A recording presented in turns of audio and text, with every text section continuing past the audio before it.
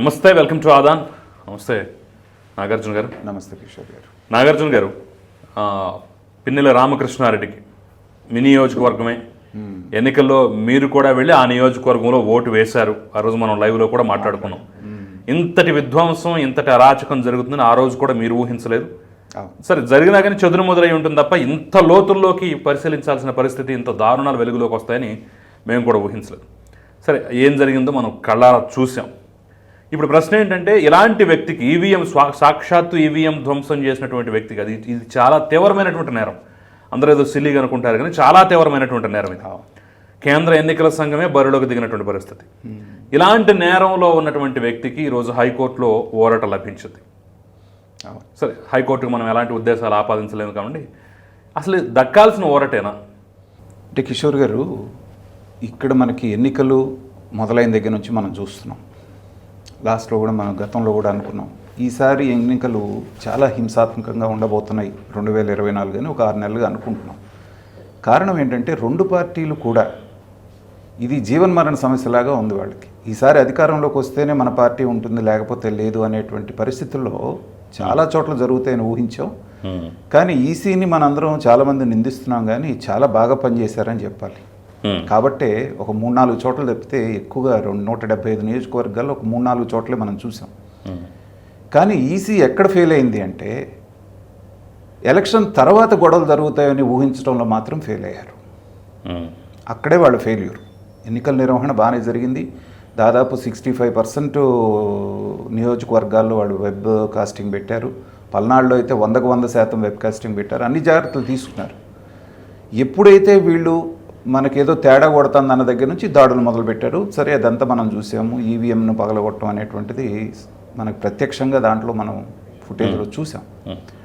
ఆ తర్వాత జరిగినవి మాత్రం చాలా ఆశ్చర్యం కొనిపేటువంటి విషయాలు. ఎందుకంటే చట్టాలు చేయవలసినటువంటి చట్టసభలో ఉండేటువంటి ఎమ్మెల్యేనే చట్టాన్ని చేతిలోకి తీసుకొని వెళ్ళి పగలగొట్టడం అనేటువంటిది, అది ఆ స్థానంలో అతనున్నా ఎవరున్నా కానీ ఎవరు చేసినా తప్పది. దాన్ని మనం ఖండించాల్సింది. సో అలాంటి వ్యక్తికి ఈరోజు ఊరట లభించడం అనేది ఖచ్చితంగా అందరిని ఆశ్చర్యపరుస్తుంది. ఆశ్చర్యపరిచే ఏముంది, రేపు మర్డర్ చేసిన వ్యక్తినైనా సరే తేలిగ్గా వదిలేస్తారేమో, ఇంకేదన్నా తీవ్రమైనటువంటి నేరం చేసిన వ్యక్తిని కూడా ఇలాగే వదిలేస్తారేమో, ఇలాగే వ్యవస్థలు కాపాడుతుంటాయేమో అనే భయం కూడా వ్యక్తమవుతుంది. ఎందుకంటే పిన్నెల రామకృష్ణారెడ్డిని పట్టుకోలేని పరిస్థితులు ఇప్పటికీ. ఏదో గన్మెన్ని, డ్రైవర్ని పట్టుకొని అక్కడికి ఏదో సెల్ ఫోన్లు అక్కడ దొరికాయని చెప్పేసి చెప్తున్నారు. కానీ ఈరోజు వార్తాపత్రికలు వస్తున్నటువంటి కార్టూన్లు చూసినా కానీ అద్భుతమైనటువంటి అంశం మనకు తెలుస్తుంది. అంటే పోలీసులే దాచిపెడుతున్నారు, వ్యవస్థలే దాచిపెడుతున్నాయి, ఐపీఎస్ అధికారులే దాచిపెడుతున్నారు, ఈసీ కూడా పూర్తి ఉదాసీనతతో ఉంది అనేది చాలా క్లియర్గా అర్థమైపోతుంది. ఎందుకంటే 7 సంవత్సరాల కంటే తక్కువ శిక్ష పడేటువంటి సెక్షన్స్ పెడితే అతన్ని అరెస్ట్ చేయాల్సినటువంటి అవసరం లేదు. కేవలం 41 నోటీస్ ఇచ్చేసి 41A మీరు విచారించండి అని సుప్రీంకోర్టు గైడ్ లైన్స్ ఉన్నాయి.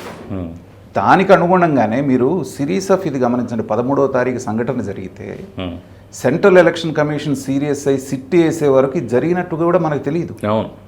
ఆ ఫుటేజ్ బయటకు వచ్చే వరకు కూడా తెలియదు. ఇప్పుడు ఆ ఫుటేజ్ నారా లోకేష్ ట్వీట్ చేశాడు, అతన్ని ప్రాసిక్యూట్ చేయండి అంటున్నారు తప్ప. అంటే ఇదే ఎలా ఉందంటే, మర్డర్ చేసిన వదిలేసి కత్తి ఎవరు ఇచ్చారు, ఎక్కడ తయారు చేశారు, ఏ కోర్టులో కొన్నాడు, ముందు వాడిని విచారించడం అన్నట్టుగా ఉంది పరిస్థితి. అందుకని ఏంటంటే పక్కదారి పట్టించడానికి ఏదో ఒకటి చేస్తారు. అసలు వచ్చింది ఎలా వచ్చిందని తర్వాత తెలుస్తుంది.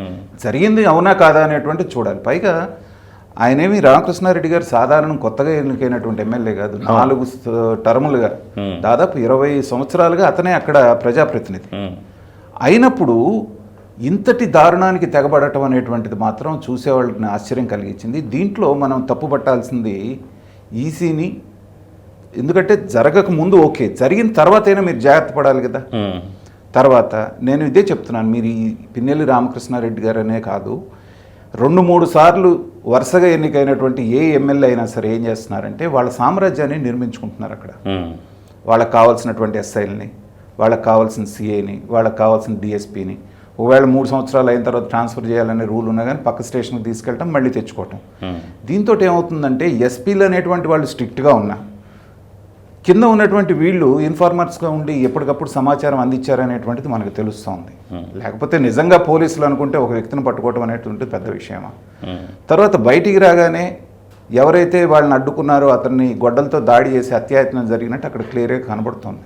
హత్యాయత్నం కేసు కూడా పెట్టినట్లేరు మరి. పెట్టలేదు. అది కనుక పెడితే బెయిల్ రాదు.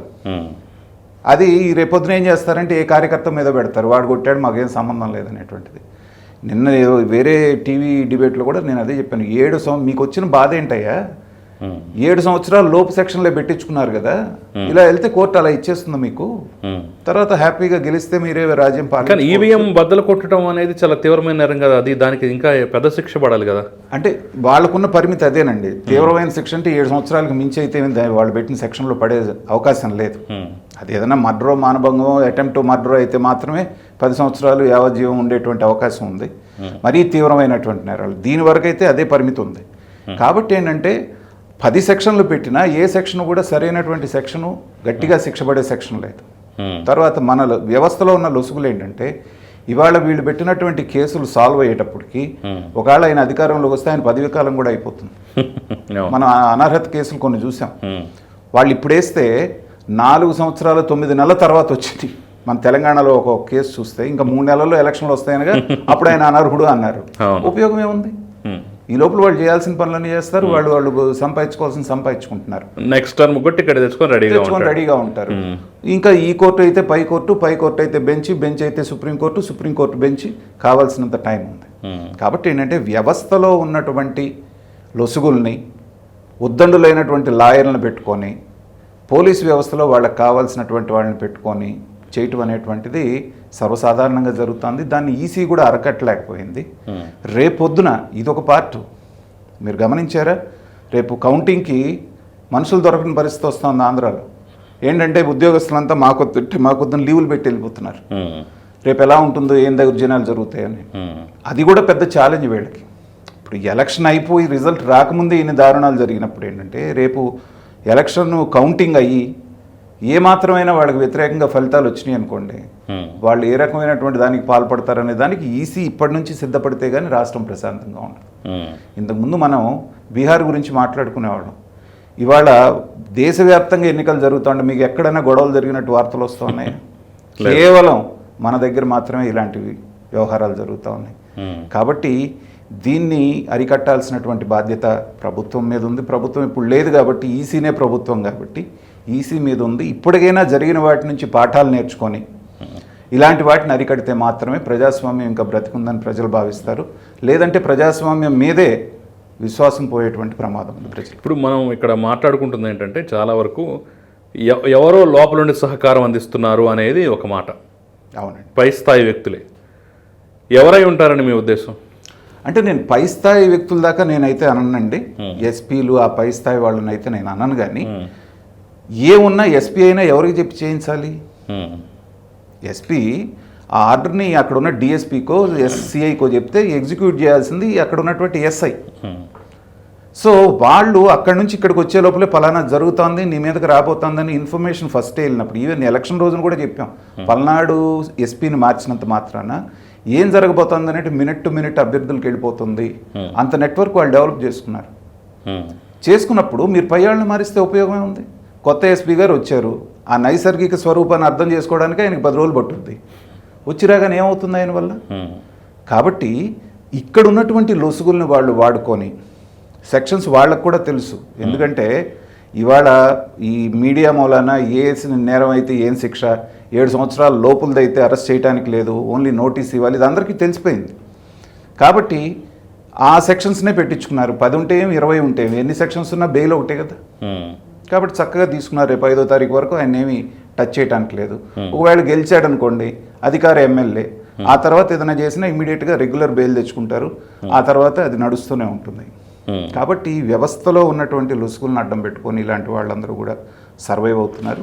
ఇది ప్రజాస్వామ్యానికి మంచిది కాదు. మనం ఒక పిన్నెల్లి రామకృష్ణారెడ్డి గారి గురించి కేసీ వాళ్ళు వచ్చింది కాబట్టి మాట్లాడుతున్నాయి. కానీ ఇలాంటివి చాలా ఉన్నాయి రాష్ట్రంలో.